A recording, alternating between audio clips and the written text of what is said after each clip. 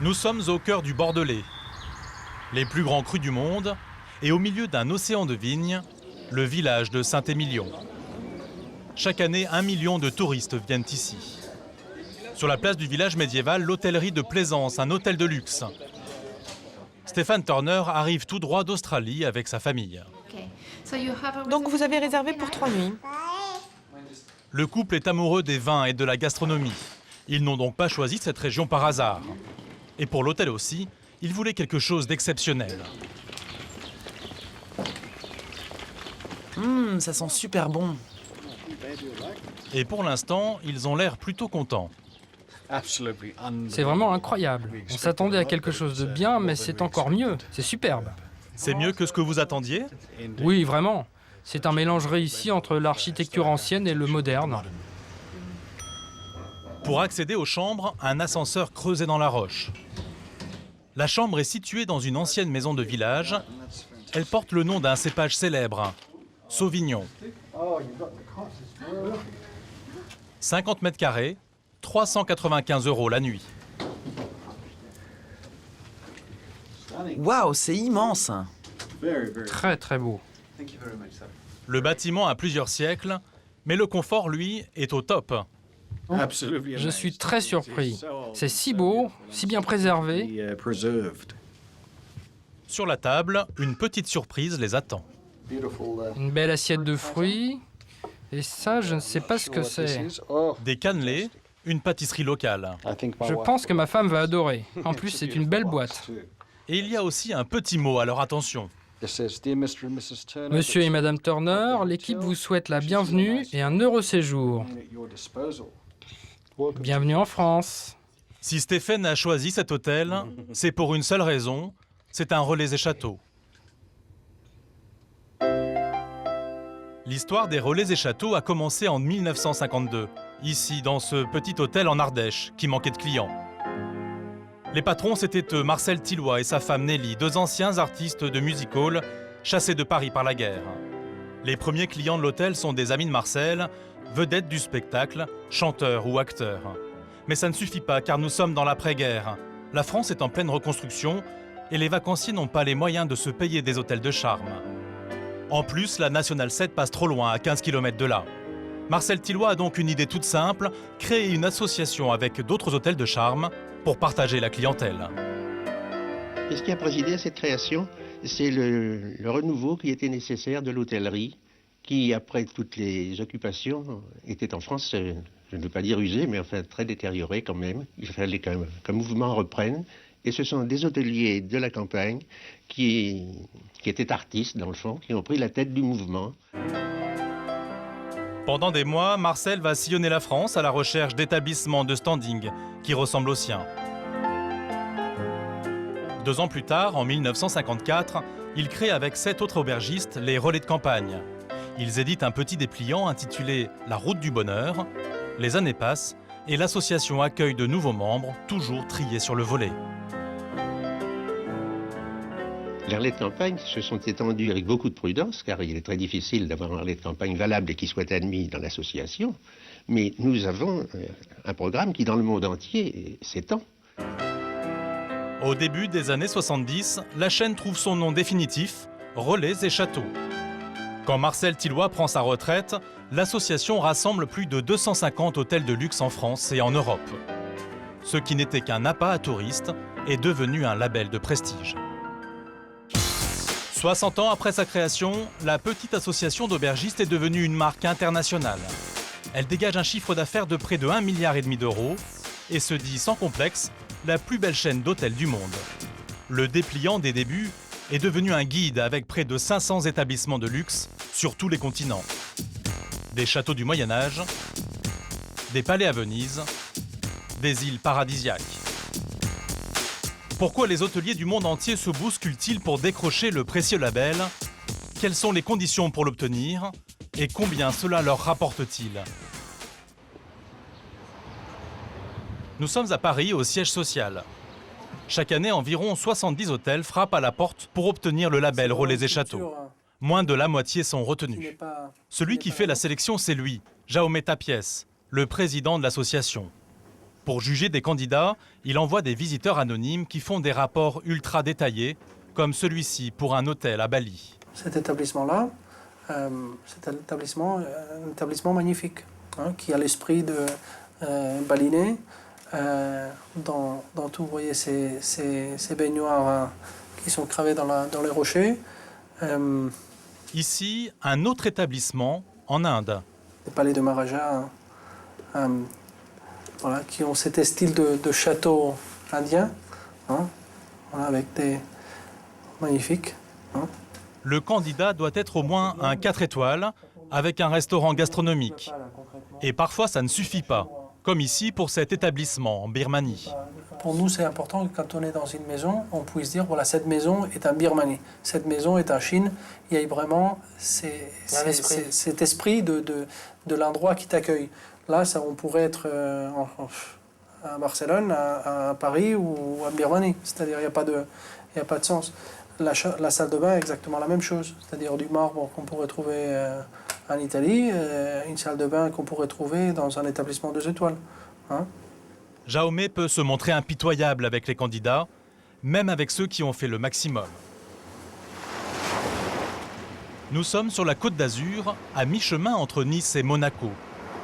Un établissement qui a tout pour être un relais et château, le Capesterre. L'endroit est idéalement situé. Un parc somptueux, et dans cette ancienne villa des années 30 entièrement rénovée, 20 chambres et suites de luxe sans aucun vis-à-vis. Bref, un endroit de rêve. Le directeur est aux petits soins pour ses clients fortunés. Bonjour, je suis M. Aptorp, le directeur. Enchanté. Enchanté. Daniel Favre, bonjour monsieur. Voilà, donc vous venez de Genève, c'est ça? Exactement. Très bien. J'espère que ça vous plaît. Oui, pour le moment, oui, c'est bien. magnifique. C'est très confidentiel, très exclusif, donc c'est parfait. Très bien. Écoutez, si vous avez besoin de quoi que ce soit, n'hésitez pas à me contacter. Merci. Bonne journée. Merci, pareillement. Tout a l'air parfait, à un détail près. Le taux de remplissage laisse un peu à désirer. Et pourtant, le directeur ne ménage pas ses efforts pour attirer les clients. Disons que ça prend la moitié de mon temps, parce que prospection, c'est pas forcément de voyager, c'est aussi de s'en occuper, de téléphoner, d'avoir des idées, qu'est-ce qu'on va faire pour le marketing, etc. Du coup, Bernard Aptorp a déposé un dossier d'adhésion pour devenir Relais et Châteaux.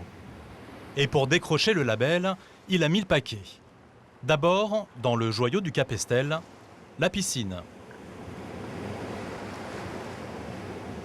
Et là, vous avez notre piscine à débordement qui est notre carte de visite parce que c'est ça qu'on utilise pour promouvoir une partie de Capesterre. Et c'est vrai que c'est une des premières piscines à débordement jamais construites dans les années 60.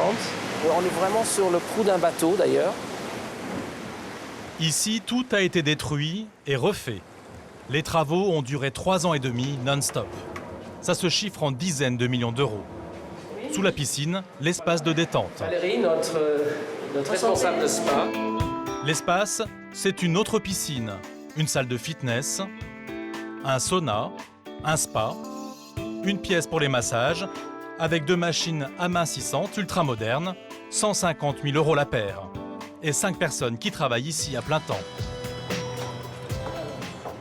Côté restauration, Bernard Aptorp a recruté une nouvelle équipe avec à sa tête un jeune chef qui travaillait avant dans un établissement Relais et Châteaux.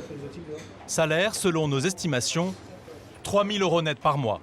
Il l'a même envoyé faire un stage dans un restaurant 3 étoiles au guide Michelin qui affiche le précieux label. Et ça, vous l'avez dit, par exemple, dans votre candidature, que vous aviez comme ça une... Non, parce que quand on avait fait la candidature, ce n'était pas encore fixé que Nicolas allait faire un stage là-bas. Mais bon, c'est sûr qu'ils vont le savoir. Et enfin, le directeur compte beaucoup sur ses 12 suites de luxe aux dimensions impressionnantes.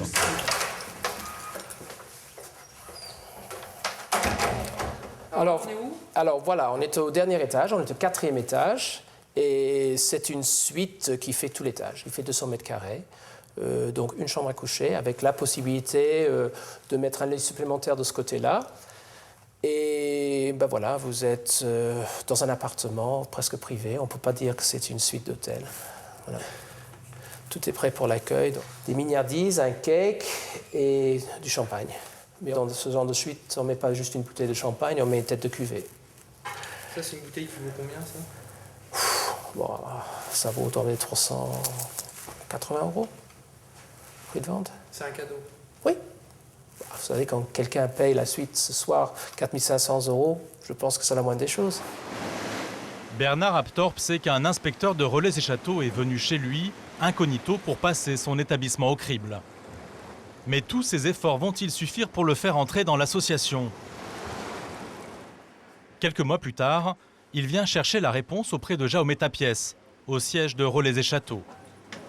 Il attend beaucoup de ce rendez-vous. Monsieur Aptorp, un plaisir. Merci beaucoup. S'il vous plaît. Recevoir. Au début, ça se passe plutôt bien. C'est un bon voyage? Très bien, très bien. Bon, c'est pas loin. Vraiment, vous avez une maison magnifique. Hein. Merci. Et on aimerait bien que cette maison, un jour, puisse faire partie de l'association. Dans les rapports de visite que j'ai avec moi, il y a eu déjà quelques détails qui ont été soulignés. Mais rapidement, les choses se gâtent. Une de nos inquiétudes, c'était que l'inspecteur, à un moment donné, il dit voilà, on a vu passer la direction, mais on l'a pas vraiment senti.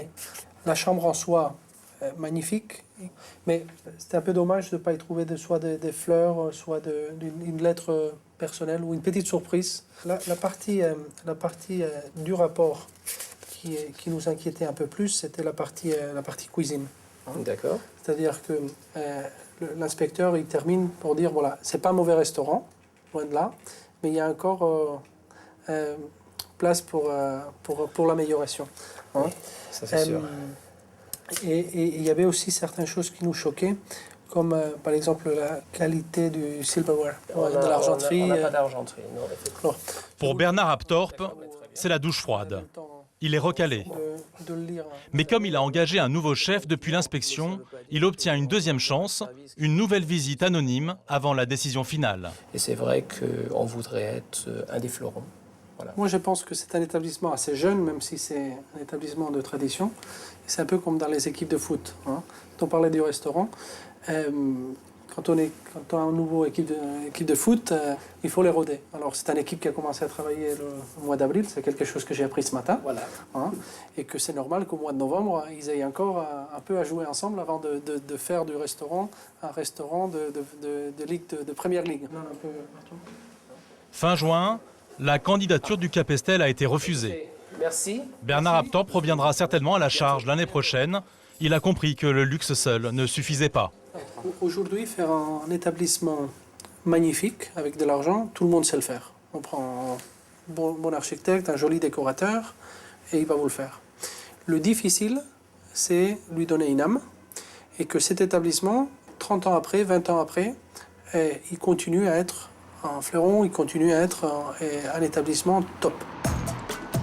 Et si les hôteliers se bousculent au portillon de Relais et Châteaux, c'est pour plusieurs raisons. Une fois membres de l'association, ils intègrent d'abord le fameux guide, distribué à des millions d'exemplaires. Ensuite, ils bénéficient du service marketing, mais aussi de la centrale de réservation par téléphone. Il y en a 7 comme ça partout à travers le monde. Et du site internet, 12 millions de connexions par an. Mais surtout, Relais et Châteaux a imaginé un nouvel outil pour attirer encore plus de clients, les chèques cadeaux.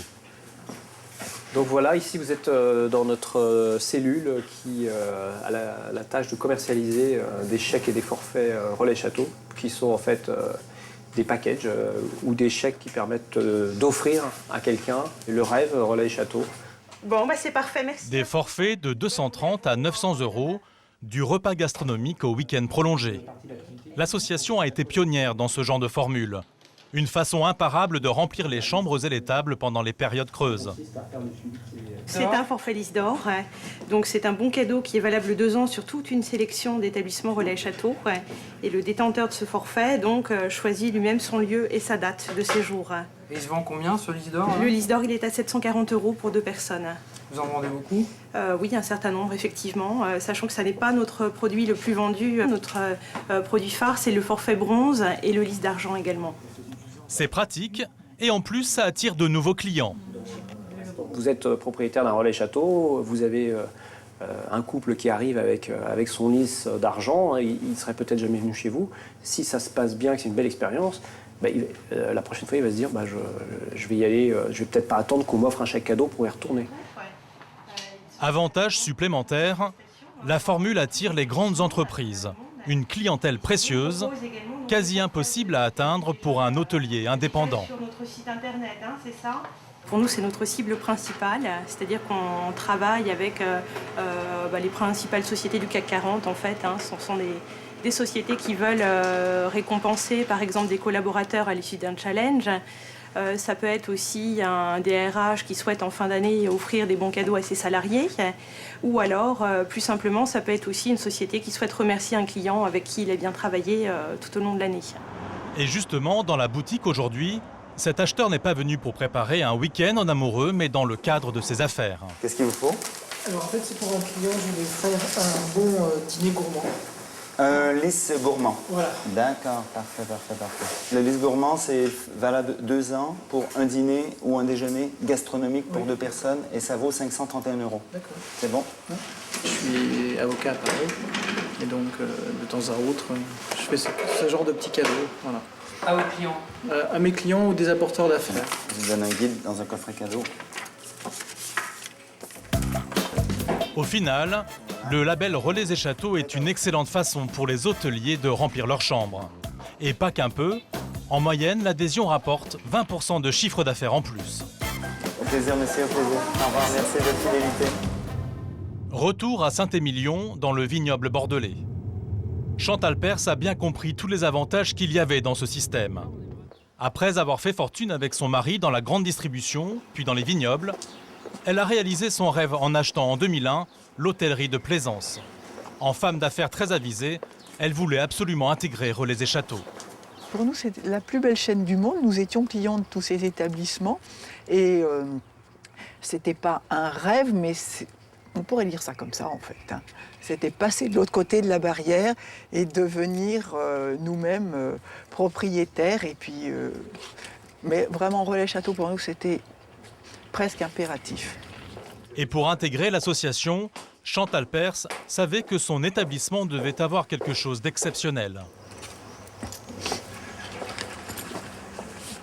Tout ce que vous voyez autour de vous, on pourrait dire, est chargé d'histoire. Là, on est vraiment unique. Il n'y a qu'un Saint-Émilion sur Terre et on y habite. Mais en fait, tous les Relais Châteaux ont une situation exceptionnelle, unique par la beauté des lieux, par le caractère des bâtisses, par le charme de l'endroit. Vraiment, ce sont des critères de sélection impératifs. Mais attention, être Relais et Châteaux, ça n'est pas gratuit. Une fois admis, chaque membre doit payer une cotisation annuelle d'environ 15 000 €. Mais même à ce prix-là, c'est une très bonne affaire. Ça nous apporte déjà une image très forte, puisque la marque Relais Châteaux est une marque de luxe. Ils ont un réseau de distribution de vente. Ils ont des représentations de Relais Châteaux dans presque toutes les grandes villes européennes. Si on devait acheter des pages personnellement dans des supports tels que les grands journaux diffusés chaque semaine, ça nous coûterait beaucoup plus. Et à mon avis, ça n'aurait pas du tout le même impact. Grâce au label, l'hôtel engrange 600 000 € de chiffre d'affaires en plus. Ainsi, côté cuisine, c'est bien sûr de la haute gastronomie. Mais le restaurant est presque toujours complet malgré les tarifs. Pour cette huître en gelée, il faut compter 45 €. Prix d'un repas moyen, 140 € avec les vins. Bon service. Une lasagne à 9, après il y a un agneau à point à cochon. Cette assiette délicatement préparée, c'est le dîner gastronomique que Stéphane a commandé. Souvenez-vous, c'est l'homme d'affaires australien venu en vacances à Saint-Émilion. Ça, c'est une lasagne de foie gras, qui est la spécialité de notre chef, avec l'œuf poché basse température, sur crumble de parmesan, œuf de poisson volant en wasabi, et vous retrouverez une émulsion parmesan avec rabougos 5 rotas et asperges vertes. Coût du plateau, 300 €.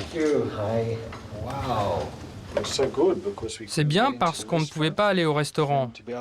Et le fait d'avoir accès dans la chambre à l'ensemble de la carte, c'est vraiment pratique. Château Pupeau, tout size and two, Saint-Émilion Grand Cru. Et pour arroser le repas, il a commandé un des meilleurs vins de la région.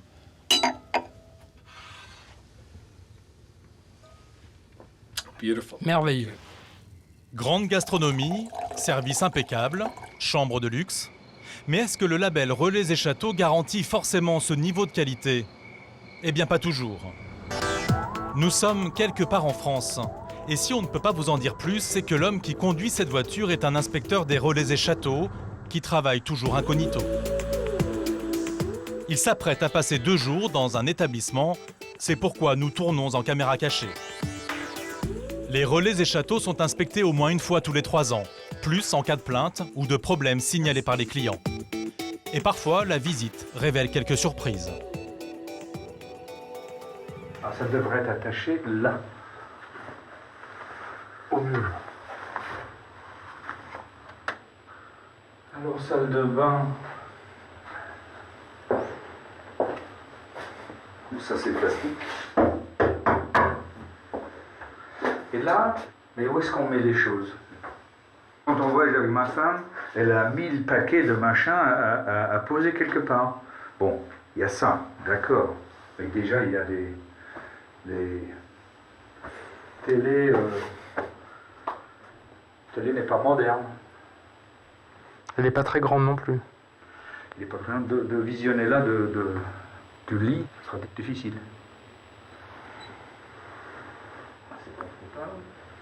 Est-ce que c'est propre en dessous?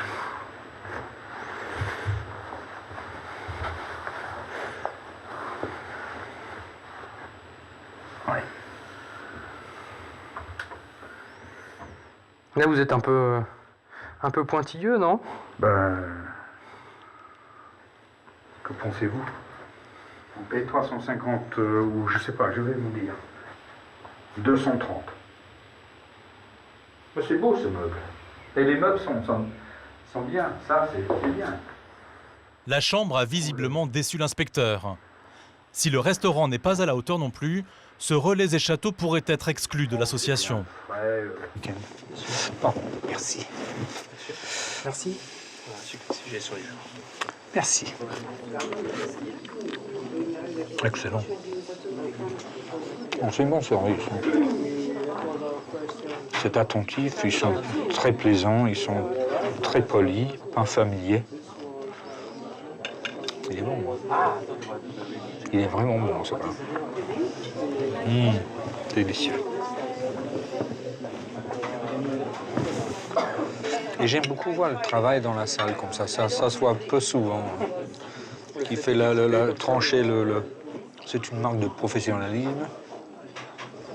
Parce que c'est pas tout le monde qui sait faire aujourd'hui. Oui, c'est la cuisine classique. Qui va très bien. Et manifestement, les gens l'aiment parce que c'est complet. Pendant le repas, j'ai fait ça. Toutes ces notes vont servir à rédiger un rapport d'1 dizaine de pages. Tout y est décrit dans ses moindres détails, de l'accueil jusqu'au départ, en passant par le décor ou l'état des arbres dans le parc. Chaque détail compte. En fait, l'inspecteur vérifie que cet hôtel est toujours au niveau. Il faut réinvestir tous les ans pour s'assurer que l'offre est toujours en bon état. Parce que sinon, pourquoi le client paye? Finalement, ce relais et châteaux ne sera pas exclu. Mais dans son rapport, l'inspecteur demandera qu'un effort certain soit porté sur l'entretien des chambres. Et un autre inspecteur reviendra plus tard vérifier si les choses se sont améliorées. À Saint-Émilion, notre famille venue d'Australie achève son séjour. Avant de partir, Stéphane et sa femme complètent leurs connaissances en grand cru. Ça, c'est un pétrus. Et en gastronomie. Un macaron magnifique. Ils ont trouvé exactement ce qu'ils étaient venus chercher. Des vieilles pierres, des saveurs, un accueil, bref, un certain art de vivre à la française.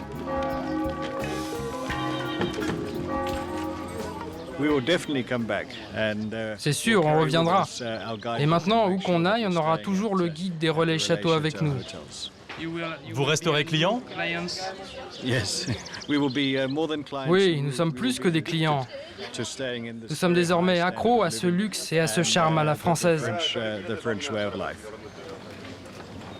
Un art de vivre qui a fait le succès des relais et châteaux, en France comme à l'international. Aujourd'hui, 2/3 des hôtels de l'association sont à l'étranger. L'année dernière, elle a accueilli ses premiers membres en Inde.